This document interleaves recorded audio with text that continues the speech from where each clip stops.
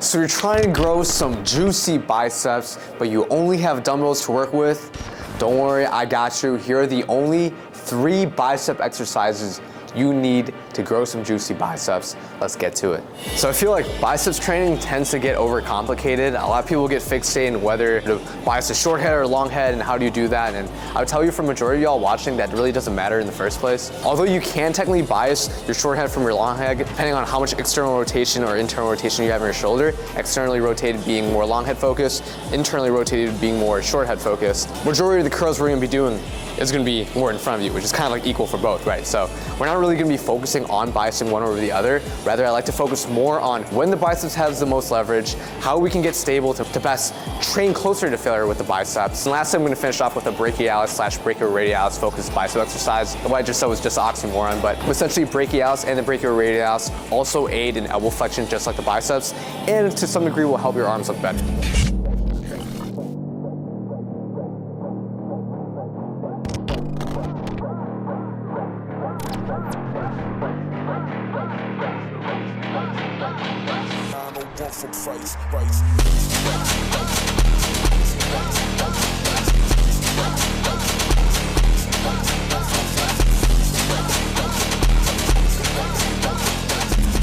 First bicep exercise we're gonna be doing is this dumbbell unilateral preacher curl. I actually think the dumbbell variation feels better than using an easy curl bar. It's because with the easy curl, I feel like you have the tendency to have your elbows kind of point outwards a little bit, which is obviously not ideal if you're trying to bias for biceps or for the health of your joints. The reason why this is my first exercise and arguably the most important exercise for biceps, using a preacher curl changes the resistance profile of the movement to make it more length and focused. Now, I mentioned earlier that along with the biceps, we have the brachialis, which sits underneath the bicep, as well as the brachioradialis, which is this forearm muscle here, that also aids in the act of elbow flexion, which is bending your elbows. With that in mind, biceps technically have like competition with these other 2 muscle groups to actually aid in that elbow flexion, right? However, with that in mind, the biceps have the most leverage in this bottom lengthened position to around roughly 80 degrees of elbow flexion. So the whole lower half of the curl is technically more biceps focused. Meaning, if we're using a preacher curl where the hardest part is in this lower half of the movement, we're able to choose an exercise that essentially maximizes the demand on your biceps. So what I said didn't really make sense at all, then I recommend you kind of replay what I just said, or of course, apply to my exclusive one-on-one fitness coaching program where I pretty much lay you out the framework to actually getting to your fitness goals, building muscle, losing body fat, whatever it is. Link in description. How I like setting up for this exercise is I don't just throw my body over this and just start doing a curl, right? Where I don't really have tension elsewhere in my body. What I like to do is, with my offhand, I press my entire torso against the preacher rest so I'm very stable. With my other leg, I try to get even more stability by pressing my heel into this middle panel of the preacher curl. From here, I'm very stable, so when I actually do the movement, nothing else is moving around, right? I'm not like jiggling around, trying to use momentum to get the weight up or anything. An additional thing you're gonna notice is that I'm actually kind of externally rotated when I do this bicep curl, just because I find that it's kind of hard to kind of actively push yourself in front like here, compared to pivoting your body a little bit outwards so that my offhand is more straight. And I feel like from here I can get better support. So technically, because I kind of do that pivot where I'm externally rotated, this is gonna be a little bit more long head, biceps focused, but again, don't really fixate on whether you're biasing the long head or short head. They're both the biceps. I think the resistance profile is much more important to actually focus on. So that's the first exercise. Moving on to the second dumbbell bicep exercise.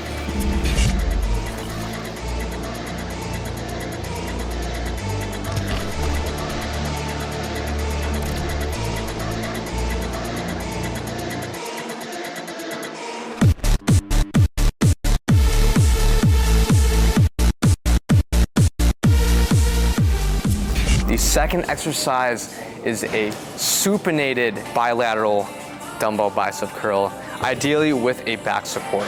So you pretty much, that first exercise you're doing, you can turn around, use a preacher curl as a backrest, and the idea is this will help you avoid swinging. A lot of people are just standing with no support, you get this problem where like you start swinging. This pretty much kind of helps you avoid swinging in the first place, which is obviously ideal. From a hypertrophy perspective, you want to look for stability. The preacher curl is a stable exercise in the way that I did it.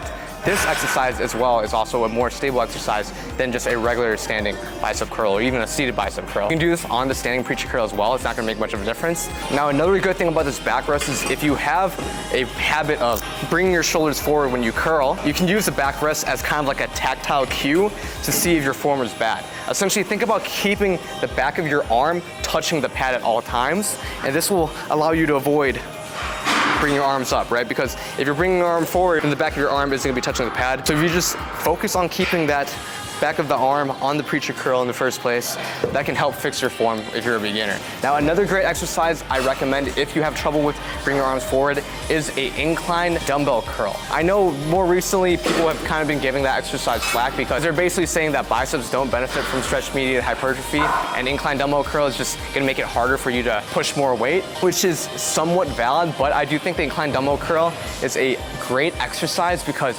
it forces you to have good form, right? Plus that exercise I noticed is better if you have like golfers or tennis elbow, basically elbow pain. It feels like a little bit of a smoother exercise, but keep in mind it is a more short and focused bicep exercise, meaning the hard part is actually gonna be more in the contracted position. So if you're gonna program that exercise, you need to have some sort of more length and focused bicep exercise, such as that first exercise.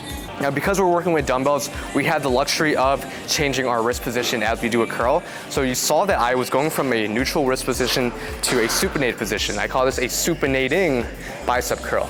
In my mind, because dumbbells is one of the only opportunities where you actually get to change your wrist position like that, I recommend supinating as you go. Technically, this is gonna be more brachialis and brachioradius in the bottom portion, but aside from elbow flexion, a function of the biceps is also supination. So in essence, we're kind of working on supination by changing our wrist position like that and supinating between every single rep. Okay, that is the second exercise. Moving on to the third.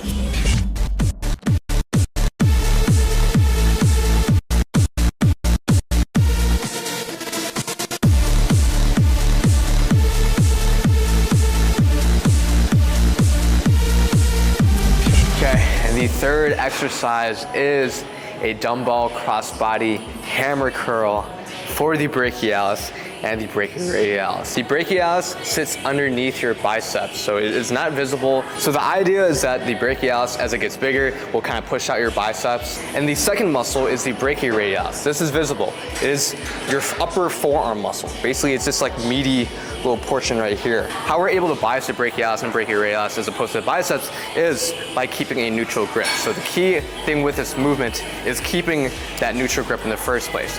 I like doing it in this crossbody fashion as it's more stable because the center of gravity is kind of closer to your body as opposed to just doing a regular hammer curl where it's out here. And some people also say that doing a crossbody better aligns the movement with the brachialis and brachioradialis, but I wouldn't like bet your life on that. I just personally prefer this crossbody fashion as, again, it's more stable. And stay with me, when a movement is more stable, there's better motor unit recruitment, meaning you're able to push that muscle hard. And that's pretty much it for exercise. Biceps training doesn't have to be anything too complicated. Just do one movement that's focused on the lengthened portion. Do a movement that incorporates supination because might as well if you're able to use dumbbells. And thirdly, do an exercise that biases the brachialis and brachioradialis, and that is pretty much all you need. So thank you guys so much for watching this video. Let me pose real quick.